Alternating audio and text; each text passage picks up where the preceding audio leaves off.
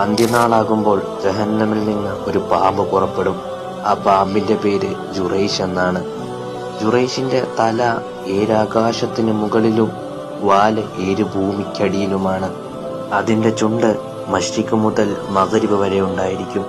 അത് ഖിയാമത്ത് നാളിൽ വന്നിട്ട് അള്ളാഹുവിനോട് പറയും, അള്ളാഹുവേ, എന്റെ അഹ്ലുകാരെവിടെ?